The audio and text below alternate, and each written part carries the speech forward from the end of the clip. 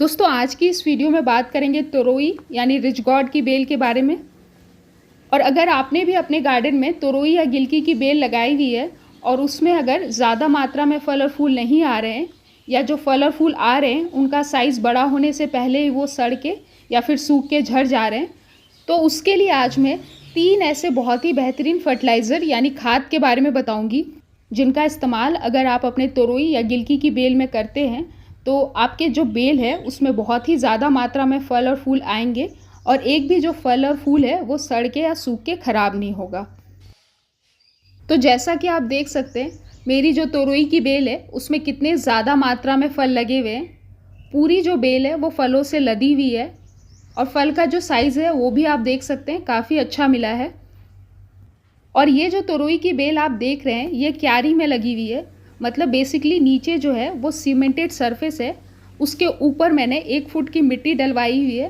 पूरा गार्डन ही मेरा ऐसा है, नीचे सीमेंटेड सरफेस के ऊपर मैंने मिट्टी डलवा कर अपना गार्डन कंस्ट्रक्ट करा है।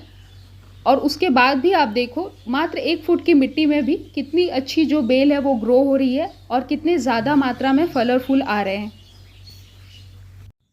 तो तोरई या गिलकी की बेल से अगर आप भी ज़्यादा मात्रा में फल और फूल लेना चाहते हैं तो सबसे पहले तो आप अच्छी क्वालिटी के बीज को यूज़ किया करें। कई बार ख़राब क्वालिटी के बीज को यूज़ करने से भी बेल में जो है फल या फूल जो है वो कम मात्रा में लगते हैं या फिर फल और फूल लगते ही नहीं हैं। और जब भी आप तोरई या गिलकी की बेल को लगाते हैं तो अगर आप उससे ज़्यादा मात्रा में और जल्दी फल और फूल लेना स्टार्ट करना चाहते हैं तो हमेशा बेल में 2G और 3G कटिंग की टेक्निक को ज़रूर अपनाएं।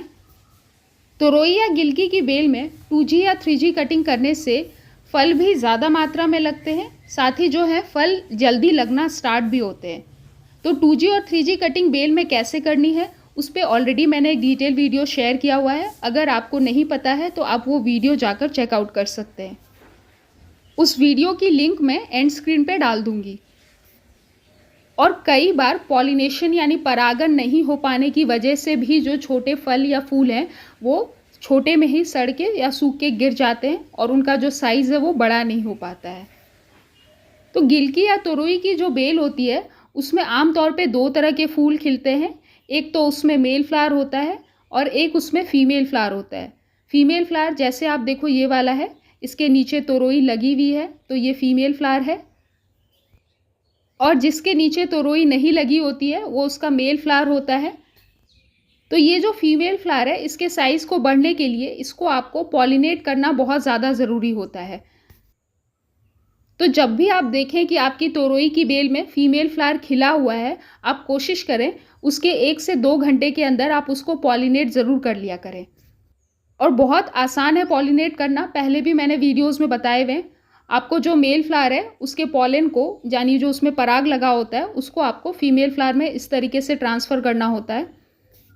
एक बार जब फल पॉलिनेट हो जाते हैं सही से तो उसके बड़े होने के चांसेस यानी उसके साइज़ के बढ़ने के चांसेस बहुत ज़्यादा बढ़ जाते हैं। बाकी अगर आपका फल जो है पॉलिनेट करने के बाद भी सही से उसका साइज़ नहीं बढ़ रहा है या फिर उसके बाद भी वो सड़ के या सूख के गिर रहा है तो उसका एक मेन कारण हो सकता है कि आपके पौधे में न्यूट्रिशन की कमी है यानी पोषक तत्वों की कमी है। स्पेशली जो तोरई या गिलकी वगैरह की जो बेल होती है उसमें बहुत ज़्यादा मात्रा में पोषक तत्व यानी न्यूट्रिशन वगैरह की ज़रूरत होती है ज़्यादा मात्रा में फल और फूल लगने के लिए, साथ ही साथ फल और फूल का साइज़ बड़ा मिलने के लिए। आप ये देखो ये मेरी तोरई की बेल की मेन स्टेम यानी उसका मेन तना है और कितना ज़्यादा मजबूत तना है आप देख सकते हो। तो सही से फर्टिलाइज़ करने से यानी खाद वगैरह सही टाइम पे और सही समय पे देने पे बेल जो है अच्छी ग्रो होती है और मजबूत तरीके से ग्रो होती है। तो हर 10 से 15 दिन में आपको तोरई या गिलकी की बेल को ज़रूर से ज़रूर फर्टिलाइज़ करना चाहिए। और जब भी आप खाद दें तो कभी भी आप सतह पे खाद नहीं दिया करें। बेल वाली सब्जियों में आप हमेशा ऐसे चारों तरफ हल्की मिट्टी की गुड़ाई कर लें।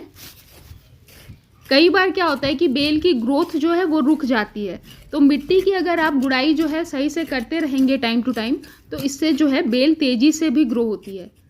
तो खाद एक तो आप इस तरह से खाद देने से जो है खाद बहुत अच्छे से नीचे जड़ों तक पहुंचता है, साथ ही बेल जो है गुड़ाई करने से मिट्टी हल्की रहती है तो ऑक्सीजन आसानी से जड़ों तक पहुंचता है और इससे बेल तेज़ी से भी ग्रो होती है। अब हल्की गुड़ाई करने के बाद आपको ऐसे थोड़ा सा गड्ढा बना लेना है चारों तरफ, लगभग 1 इंच का गड्ढा आप बना लें।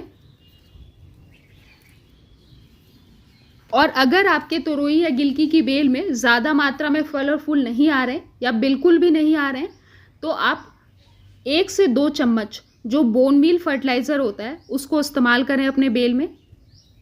बोन मील में फॉस्फोरस और कैल्शियम की मात्रा अच्छी खासी होती है, जिससे आपके प्लांट में फ्लावरिंग और फ्रूटिंग की संख्या बढ़ेगी। और नेक्स्ट इसमें जो है फ्लावरिंग और फ्रूटिंग की संख्या को बढ़ाने के लिए आपको जो इस्तेमाल करना है वो है खट्टी छाछ, यानी जो बटर मिल्क होता है उसको। तो नॉर्मल तरीके से आप बटर मिल्क को यूज़ नहीं करें, मतलब इसको बनाकर आप पहले 1 से 2 हफ्ते के लिए इसको पूरी तरह से छोड़ दें। छाछ में जो है कैल्शियम की मात्रा बहुत ज़्यादा होती है, और कैल्शियम से एक तो आपको फल का साइज़ भी बड़ा मिलेगा, साथ ही साथ फल और फूल की संख्या भी ज़्यादा आती है। तो पूरी छाया वाली जगह में इसको आपको 1 से 2 हफ्ते के लिए ढक के रखना है, और जब पूरी तरह से छाछ खट्टी हो जाए उसके बाद आप इसको तोरई या गिलकी की बेल में इस्तेमाल करें। और इसमें जो है जीवाणुओं की संख्या बहुत ज़्यादा होती है, लाभदायक जो जीवाणु होते हैं उनकी संख्या ज़्यादा होती है, जिससे आपकी मिट्टी भी और ज़्यादा उपजाऊ होती है और पौधे में माइक्रोबियल एक्टिविटीज़ बढ़ती है। और नेक्स्ट तीसरी खाद जिसका आपको इस्तेमाल करना है वो है सरसों की खली।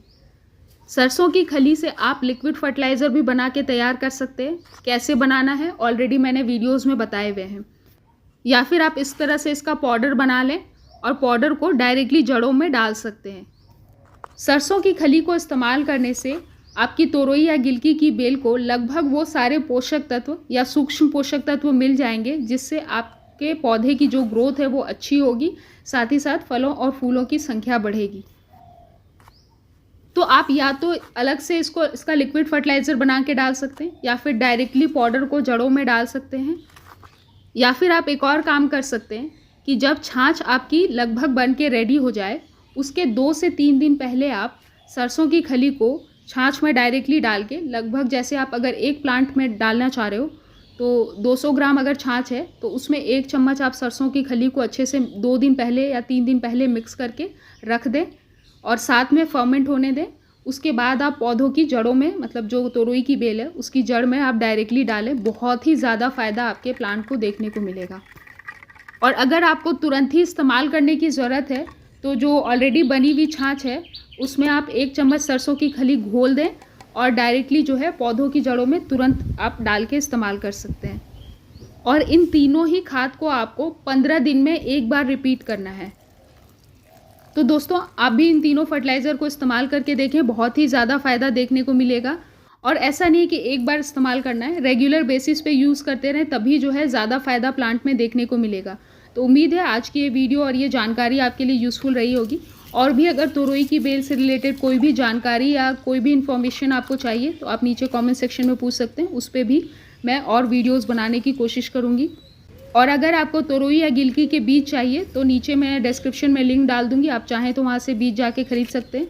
और अगर आज की ये वीडियो अच्छी लगी तो प्लीज़ एक लाइक ज़रूर करें, और चैनल पे न्यू है तो प्लीज़ चैनल को सब्सक्राइब कर लें, साथ ही बेल आइकन को भी प्रेस कर लें ताकि आपको आने वाली वीडियोज़ की नोटिफिकेशन मिलती रहे। At last, thanks for watching.